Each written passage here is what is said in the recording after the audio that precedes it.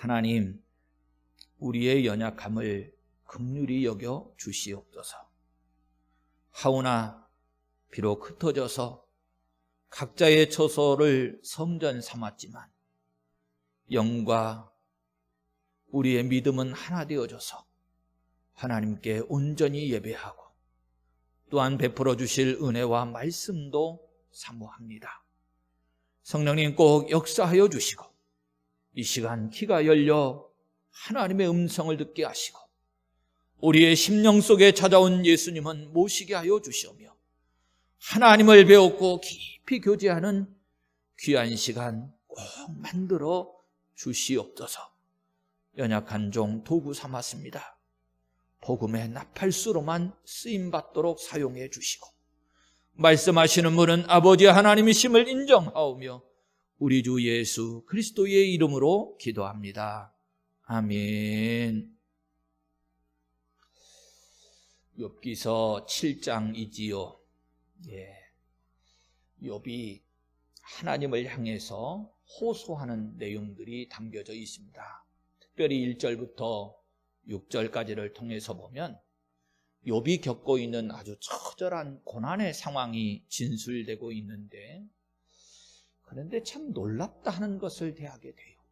사람인데 욥이 하나님이 인정하실 만한 온전하고 정직한 신앙을 가지고 있었던 사람인 것은 우리가 잘 알겠는데, 그래도 그도 육체를 가지고 있고 사람인데 어떻게 이런 고난 속에서도 끝까지 온전하고 정직한 신앙을 유지할 수 있었을까? 그 모습을 살펴보면서 정말로 놀라웠습니다. 다만 성경 본문을 읽어가면서 혹여 우리 성도들이 놓칠까 봐 염려가 되어서 말씀을 드리면, 이 글을 읽다 보면 표면적으로는 욥이 좀 교만한 듯 보이기도 합니다. 스스로 의롭다 여기고 있는 모습이 보여지기는 하는데 이건 표면적으로 그렇습니다. 우리가 문맥을 꼭 유지하자 그랬지요. 그 내면적인 것을 보면 지금 욥이 누구를 상대하고 있느냐면 욥을 정죄하고 있는 친구들을 상대하고 있지요. 그들과의 논쟁 속에서 반감을 가지고 표현하고 있는 것이고요. 혹여 겉으로 보여지는 욥의 교만함은 사실은 진실이 아닙니다. 왜 그러냐면 이제 뒤에 쭉 살펴보겠습니다만, 오늘 본문 속에서도 21절에 하나님을 향해서는 욥이 분명한 신앙 고백을 합니다. 어찌하여 내 허물을 사하여 주지 아니하시며 내 죄악을 제거하여 버리지 아니하십니까? 그러면서 호소를 해요. 그래요, 욥은요 철저하게 하나님 앞에 자기 자신이 죄인 되었다라고 하는 것을 고백하고 그 죄악을 제하여 달라고 간구를 합니다. 욥은 이렇게 자신이 죄인됨을 알았던 사람이고 하나님의 긍휼을 입어야 하는 존재라고 하는 것을 잘 알고 있는, 하나님이 인정하셨지요. 온전하고 정직한 신앙을 가진 사람이었습니다. 저는 말씀을 묵상하면서 여러분들에게 전할 때 이것이 정말 중요합니다. 강조하고 싶었어요. 내 자신, 우리의 모습을 잘 바로 알아서 어떤 상황 속에서도 하나님의 하나님 되심을 인정하는 믿음의 사람, 이것이 정말로 중요합니다.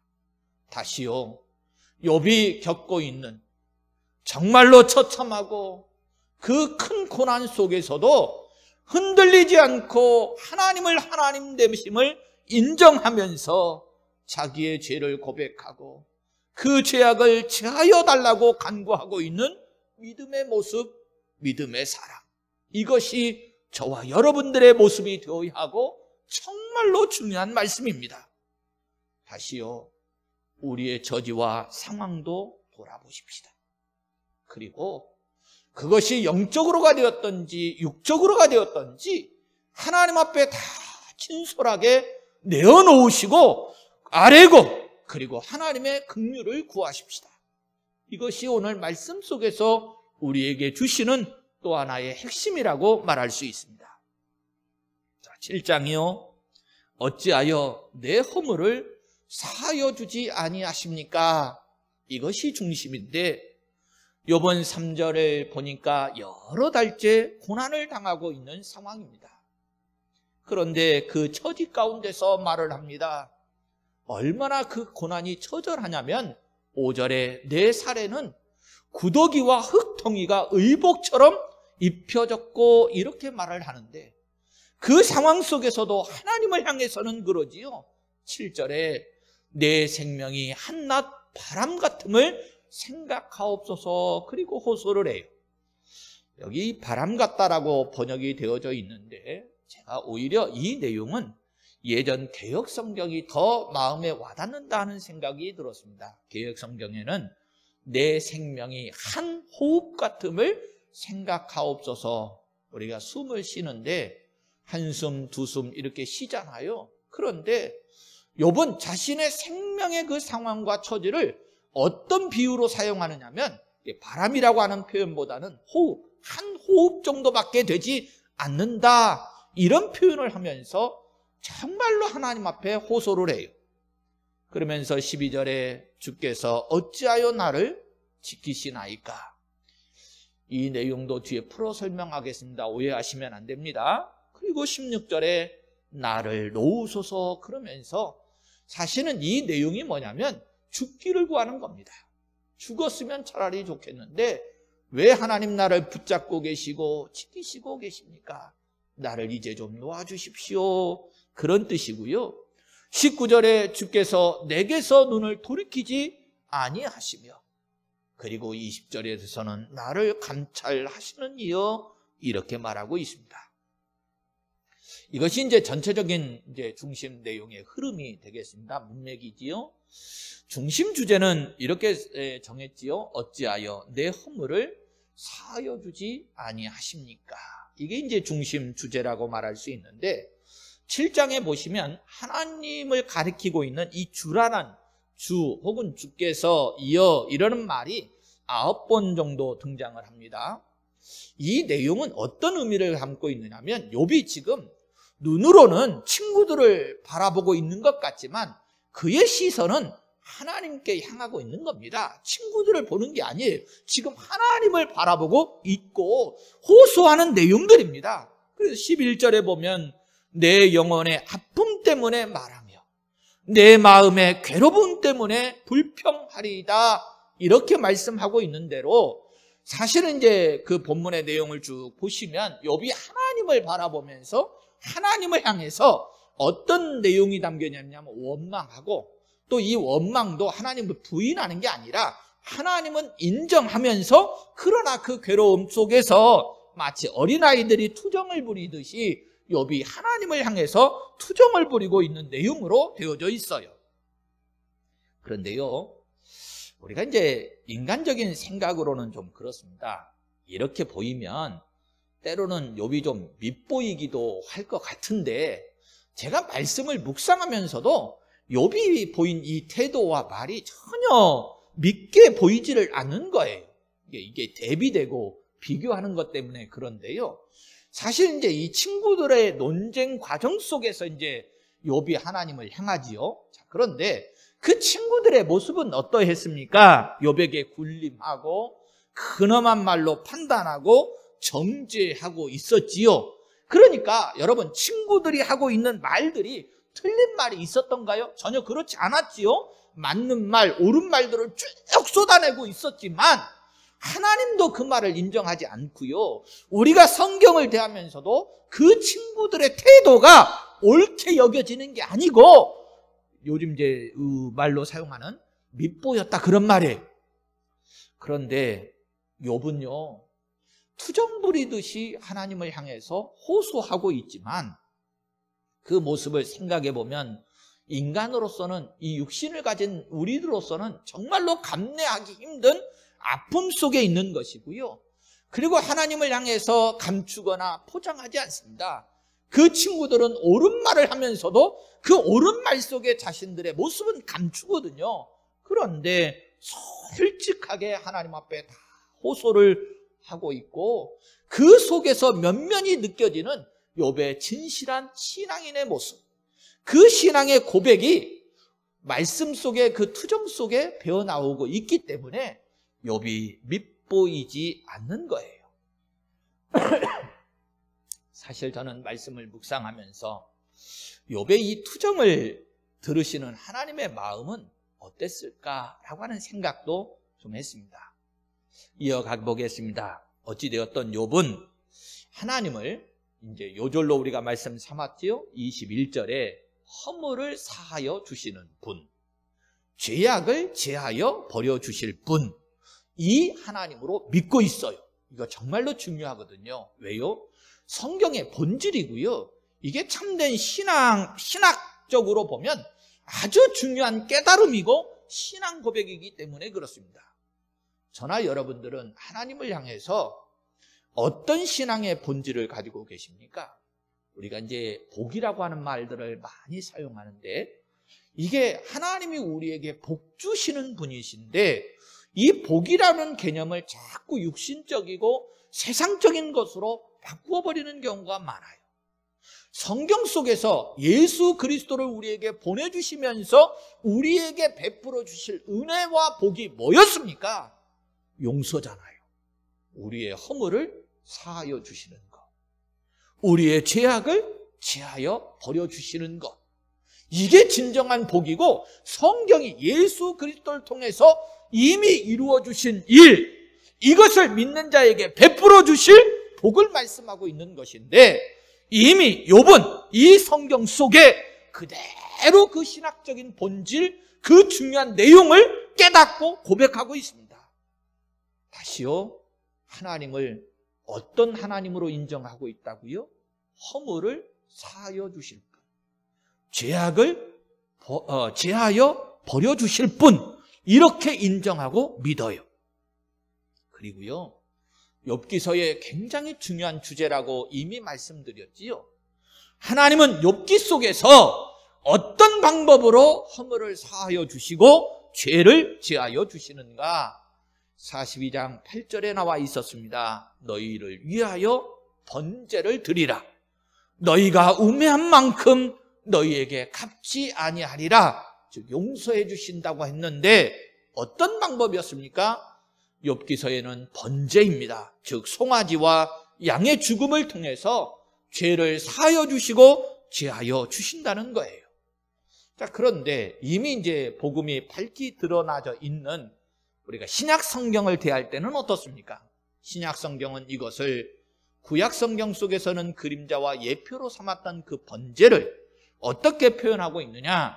히브리서를 보겠습니다. 9장 11절에서 12절이나 10장 4절 말씀을 가보면 그리스도께서는 장래 좋은 일의 대제사장으로 오사 손으로 짓지 아니한 것 곧 이 창조에 속하지 아니한 더 크고 온전한 장막으로 말미암아 염소와 송아지의 피로 하지 아니하고 오직 자기의 피로 영원한 속죄를 이루사 단번에 성소에 들어가셨느니라.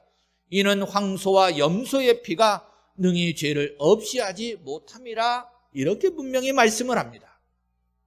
이 사실을요, 구약의 믿음의 선진들도 믿었습니다. 그때 그 당시에 드려진 번제로가 아니고 예수 그리스도를 통해서 죄 사함을 믿어요. 그래서 믿음의 선진들 가운데 특별히 다윗의 예를 들어드리면 시편 32편 1절에 그럽니다. 허물의 사함을 받고 자신의 죄가 가리움을 받는 자가 복이 있다 그러면서 예언을 해요. 그리고 바울 사도가 이것을 인용을 해서 로마서 4장 6절에서 8절 말씀을 보면 일한 것이 없이 하나님께 의로 여기심을 받는 사람의 복에 대하여 다윗이 말한 바 불법이 사함을 받고 죄가 가리움을 받는 사람들은 복이 있고 주께서 그 죄를 인정하지 아니하실 사람은 복이 있도다 함과 같으니라. 이렇게 증거를 해요. 여기 계속 성경이 복 이렇게 말하는데 어떤 복입니까? 물질의 풍성함이요, 세상의 건강함이요, 형통하고 잘 되는 거요, 이거 말하고 있지 않아요. 성경 속에서는 그 죄가 가리움을 받고 허물이 사함을 받는 것, 이것을 복이라고 계속 강조합니다. 들려지셔야 됩니다. 그리고 우리 속에서는 우리 믿음의 사람들은요, 이제 복의 개념을 완전히 바꾸십시오. 그런 세상적인 복 말고요, 영적으로 진정 내가 하나님 앞에 서는 그 은혜와 복을 참된 복으로 인정하십시오. 그럴 때 성경의 하나님의 말씀이 나에게 들려지고요, 만나지는 거예요. 욥기서에 계속 만나고 이 욥기서 속에서까지도 이런 복음이 드러나 있다라고 하는 것은 얼마나 감격스럽고 놀라운 일인지 몰라요.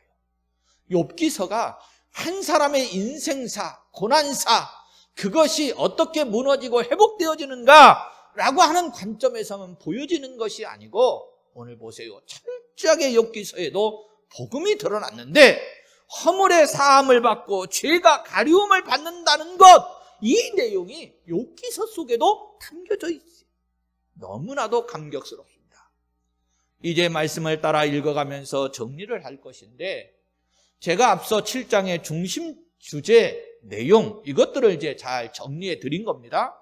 이 내용을 염두에 두시고 좀 더 세밀하게 하나님이 우리에게 말씀하시려고 하는 것이 무엇인지 오늘 이렇게 제가 한 번 더 따라가서 쭉 살펴보기는 하겠습니다만, 여러분들이 이후에도 스스로 집에서일지라도 자주 묵상하면서 하나님이 우리에게 말씀하려고 하는 본질, 그것을 여러분들이 잘 좀 묵상하시고 느껴보시면 좋겠어요. 자, 1절부터 6절은 욥이 이제 당하고 있는 극한적인 어떤 고통들이 쭉 나와져 있지요. 1절부터 시작해 볼게요. 이 땅에 사는 인생에게 힘든 노동이 있지 아니하겠느냐? 그의 날이 품꾼의 날과 같지 아니하겠느냐? 종은 저녁 그늘을 몹시 바라고 품꾼은 그의 삭슬 기다리나니 합니다. 1절과 2절에 고달픈 인생살이를 말하고 있지요. 노동과 품꾼의 고달픔에 비유를 해서 쭉 말씀하고 있는데, 여러분 어때요? 우리 시대와 다르지 않지요? 이 시대 속에서도 우리가 노동자들이 얼마나 힘든 삶을 일궈가고 있는지 잘 압니다. 그런데 이 시대는 그래도 경제적으로가 되었던, 어떤 시간적으로가 되었던, 많이 그래도 해소된 시대잖아요. 예전에 노비로 살고 종으로 살고 품꾼으로 살아가면서 갖는 그 노동, 그 고난이 얼마나 컸겠습니까? 이것을 좀 느껴볼 수 있어요. 3절에 가면 이와 같이 내가 여러 달째 고통을 받으니 고달픈 밤이 내게 작정되었구나 그럽니다. 본문을 통해서 욥이 지금 당하고 있는 환란이 여러 달째 계속되고 있다라고 하는 것 알으시겠지요? 그냥 고통이 잠깐 있어도 힘들 텐데 여러 달째 지금 지속되고 있어요. 그렇다고 끝이 보이는 것도 아닙니다. 그렇죠? 이 고난이, 이 고통이 언제까지 계속될지 모르는 상황이에요. 4절에 보시면 내가 누울 때면 말하기를 언제나 일어날까? 언제나 밤이 갈까 하며 새벽까지 이리 뒤척 저리 뒤척 하는구나 합니다. 5절에 내 살에는 구더기와 흙덩이가 의복처럼 입혔고 내 피부는 굳어졌다가 터지는구나 이렇게도 말해요. 상상이 되시지요? 얼마나 처참한가. 특별히 이 내용의 시작점으로 보여지는 2장 8절에서는 욥이 재 가운데 앉아서 질그릇 조각을 가져다가 자기 몸을 긁고 있었다 이런 표현을 했었습니다. 그런데 지금은 이제 상황이 더 악화됐다는 것을 보시게 되지요. 상처가 골마 터지고요, 구더기까지 생겨서 바글거린대요. 상상도 할 수 없는 그런 고통을 지금 욥이 당하고 있는 겁니다.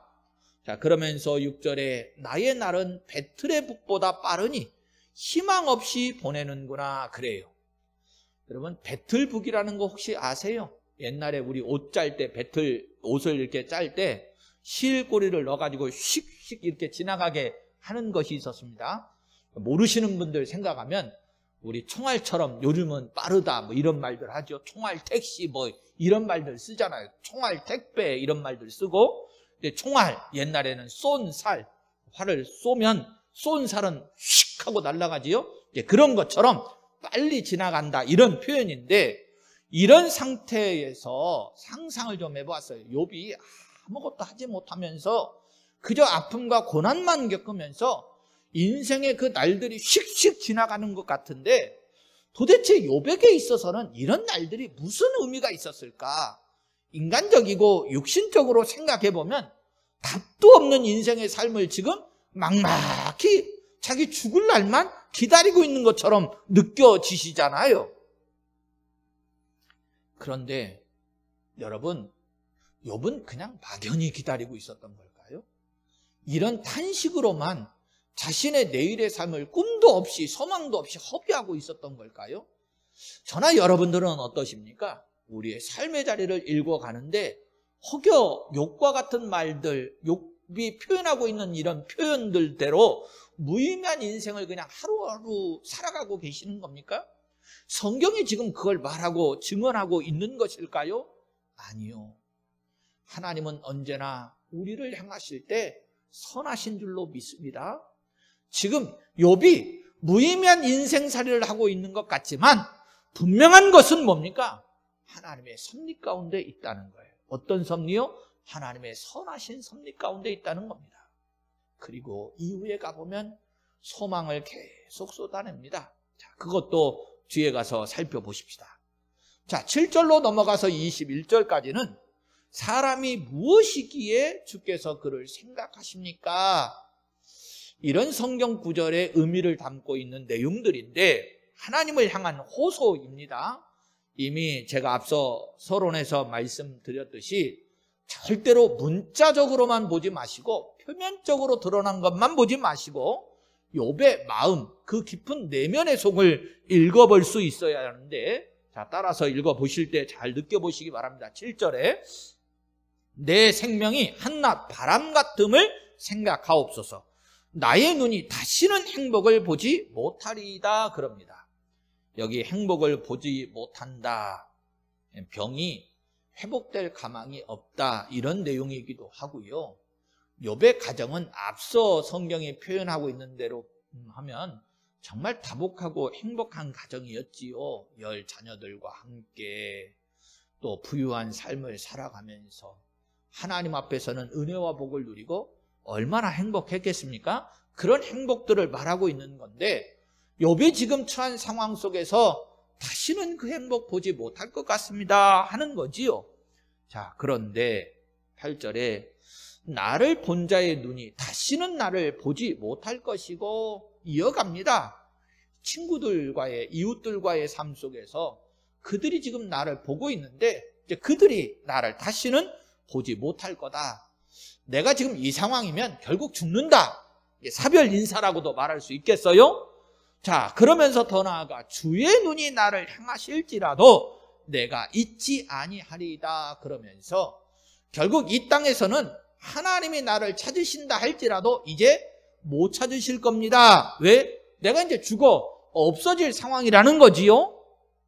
9절과 10절에서는 비유적으로 구름이 사라져 없어짐같이 수월로 내려가는 자는 다시 올라오지 못할 것이오니 그는 다시 자기 집으로 돌아가지 못하겠고 자기 처소도 다시 그를 알지 못하리이다 그럽니다.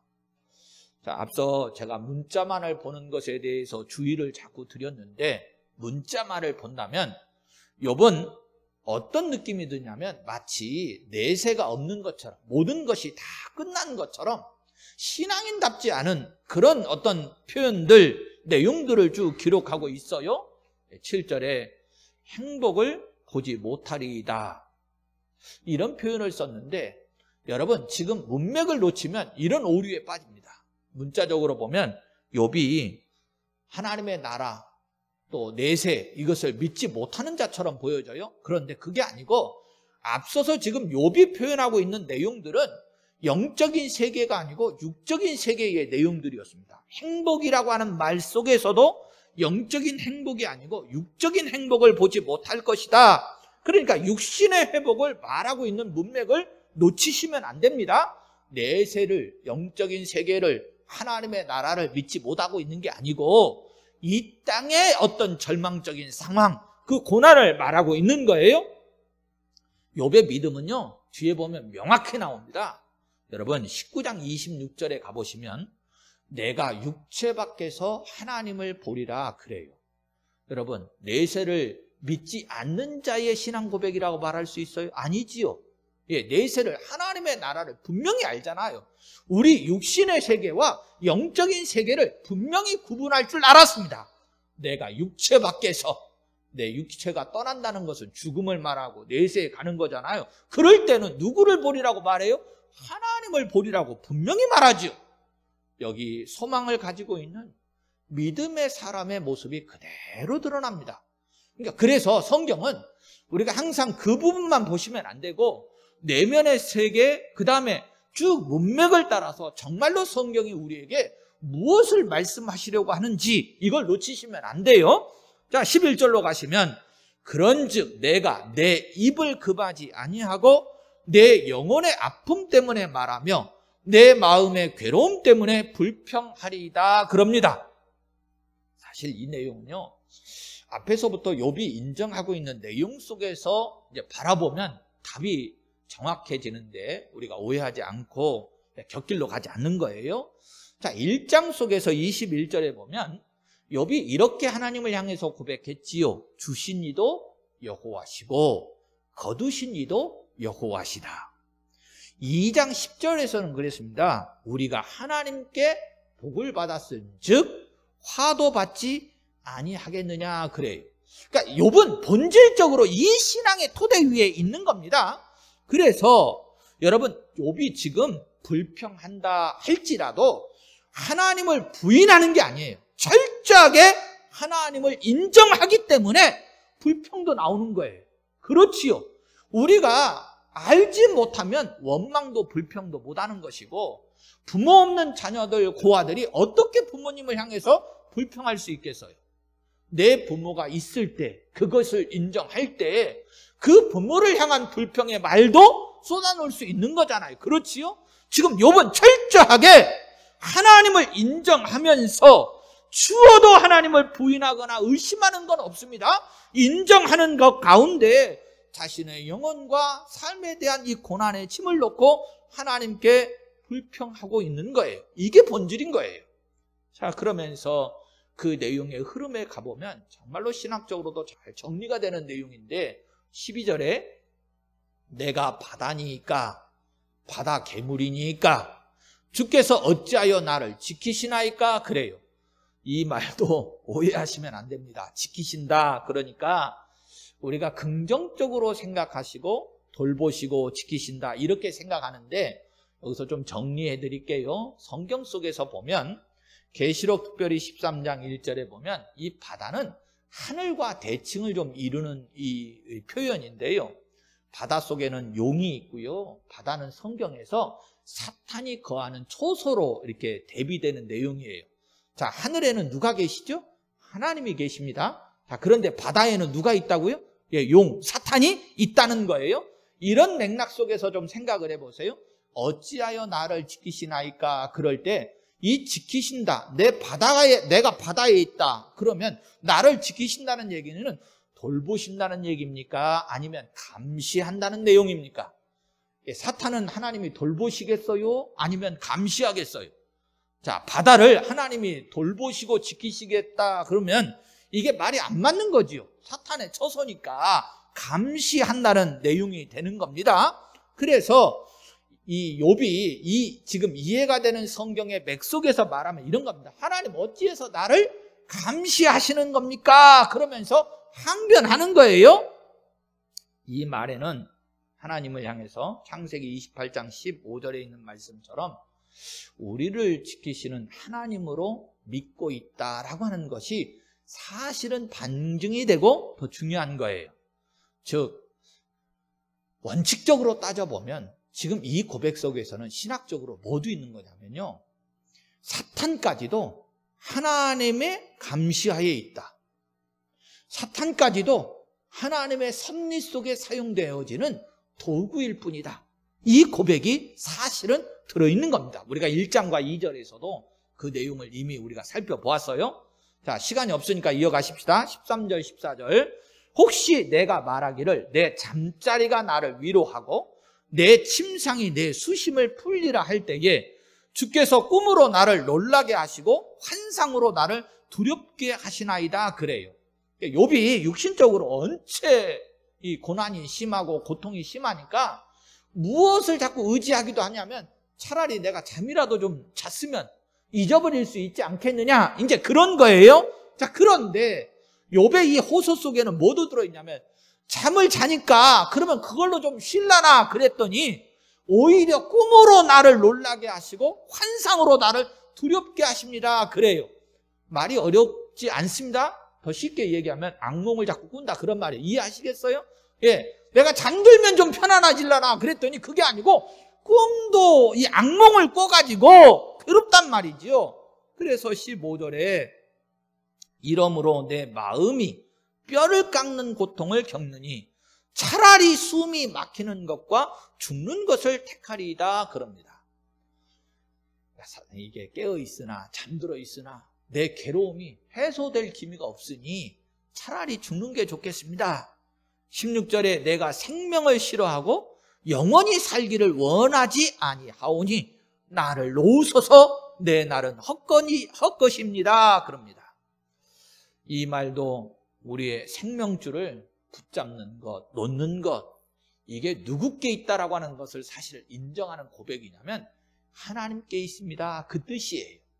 욥이 죽고 싶다고 해서 자신이 자살하겠다 이런 게 아니고 결국 생명과 생사의 주관자는 하나님 아니십니까? 그러면서 지금 고백을 하고 인정하고 그리고 호소를 하고 있는 내용입니다.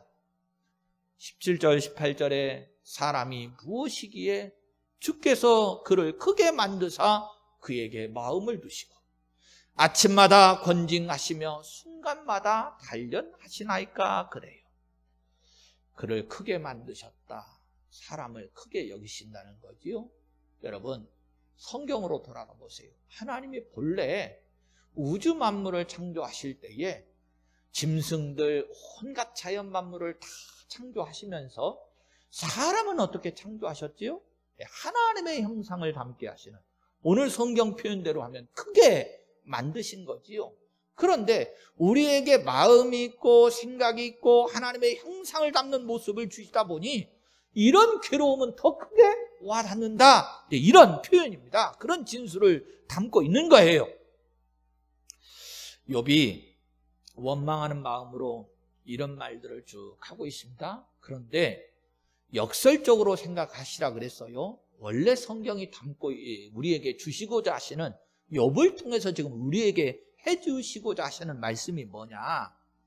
욥은요 인정하고 있지요. 계속 그 고통의 상황 속에서도요 불평과 원망을 쏟아내면서도요 누구를 인정합니까? 하나님을 인정해요. 하나님은 사시고 참되신 하나님이다, 이것을 믿고 있다라고 하는 것이 욥의 원망과 불평의 말 속에 오히려 방증이 되고 있어요. 여러분, 다윗도 이러와 같은 진술을 하는데요.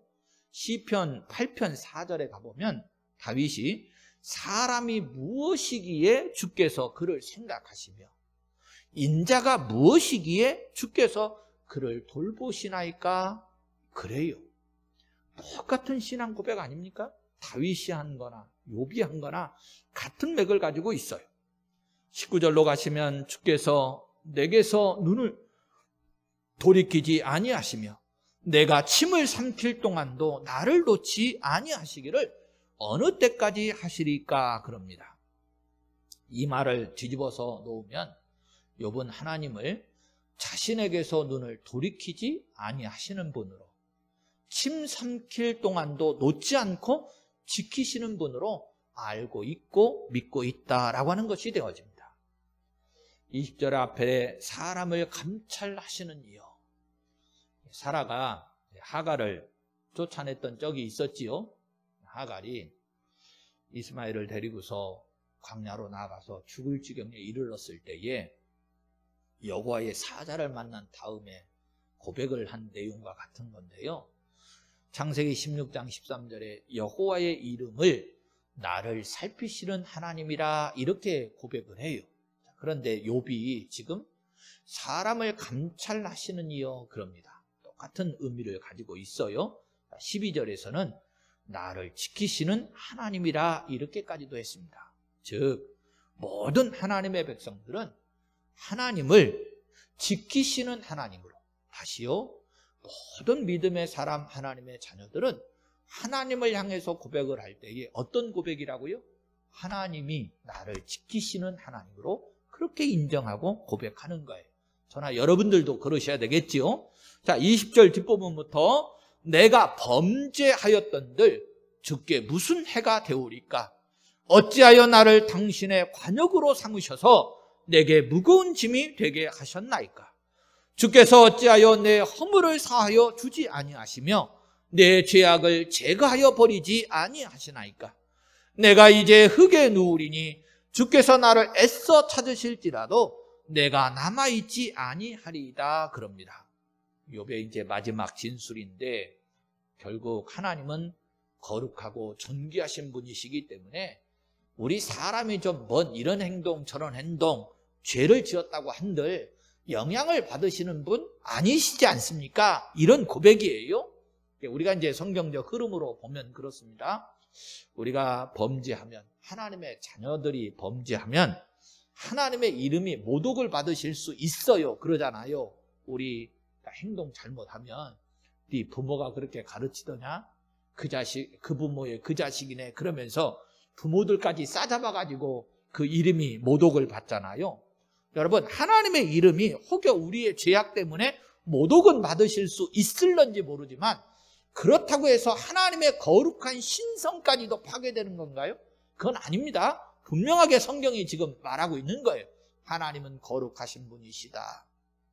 이 부분은 우리 사람이, 하나님의 자녀들이 어떤 행동을 했다고 해서 영향을 받는 것이 아니시지 않습니까? 라고 하는 고백이에요. 그러면서 하나님은 허물을 사하시고 죄악을 제거하여 버리실 하나님이라 분명히 믿고 있고요. 나를 애써 찾으실지라도 내가 남아있지 아니하리이다 라고 하는 말은 제가 앞서 그랬습니다. 투정 부리는 거다 그랬지요. 하나님이 인정이 되기 때문에 이런 투정도 해요.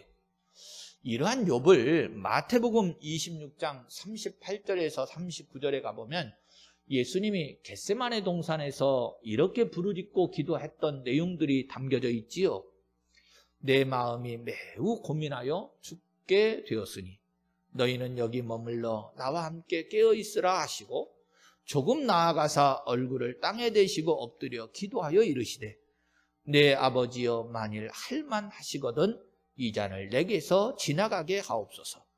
그러나 나의 원대로 마옵시고 아버지의 원대로 하옵소서. 이렇게 예수님 기도하셨는데 예수님이 그렇게 기도하셨던 예수님이 지금 이 욥의 투정을 불평을 들으시고 보신다면 어떤 마음이 드실까라고 하는 생각을 해봤습니다. 욥이 이후에 하나님께 맡겨드리면서 예수님처럼 나의 원대로 마시옵고 아버지의 원대로 하옵소서 그렇게 연결되어지면 얼마나 정답일까라고 하는 생각을 해요. 저와 여러분들의 정답이 되셔야 되겠지요. 히브리서 4장 15절 말씀을 가보면 우리에게 있는 대제사장은 우리의 연약함을 동정하지 못하실 리가 아니요 모든 일에 우리와 똑같이 시험을 받으신 분이라 그래요. 우리 그리스도인들 결국 흔들릴 수는 있습니다. 우리가 이제 어린 시절에 제가 보면 나침판을 가지고 뭔가 이렇게 좀 장난도 치고 방향도 알고 길을 찾을 때가 있어요. 나침판을 이렇게 손에 들어보면 막 처음에 이게 나침판 바늘이 막 흔들리잖아요. 이리로도 갔다 저리로도 갔다. 그러나 나침판이 그렇게 흔들려도 결국에 가서는 어디를 가리키죠? 남과 북을 정확하게 이렇게 딱 가르치지 않습니까? 비유적으로 생각해 보니까 그래요. 욥도 그렇고요. 저나 여러분들도 그렇습니다. 세상에 극하고 어려운 상황들을 만나다 보면 불평, 원망, 즉 그렇게 막 흔들릴 수 있어요. 그런데 결론의 답은 어떻게 나죠? 이게 남과 북을 딱 가리키는 나침반처럼 우리도 하나님을 향하는 겁니다. 예수님도요, 육신을 입고 계셨기 때문에 온갖 고난을 다 지셨던 분이에요. 그래서 결국은 우리를 동정하지 못하실 분이 아니고 우리의 연약감까지도 다 알고 체험하시고 육신의 옷을 입고 같이 겪으시기 때문에 동정하실 분이었습니다. 우리가 똑같은 시험을 받으셨던 분이에요.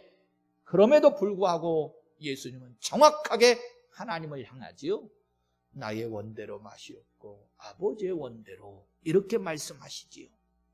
여러분, 저나 여러분들도 욥처럼 한때 괴로운 몸부림칠 수 있습니다. 17절에 사람이 무엇이기에 주께서 그를 크게 만드사 그에게 마음을 두시고 이런 것처럼 우리가 흔들릴 수는 있지만 분명한 신앙인으로서 고백하시는 겁니다. 하나님 아버지가 우리를 향하여 선하신 분, 결국에 가서는 우리의 모든 죄악과 허물을 사하시고 제거하여 주실 분, 그리고 아버지의 원대로 되기를 원하십니다. 이런 예수님처럼 고백할 믿음의 사랑, 그게 저와 여러분들 욥과 같은 신앙을 가진 사람들의 모습인 줄로 믿습니다. 이후에 이렇게 남과 북을 가리키는 나침판처럼 오직 하나님만을 향해서 바로 설 수 있는 우리 군복교회 모든 성도들이 되시기를 예수님의 이름으로 축원합니다. 아멘.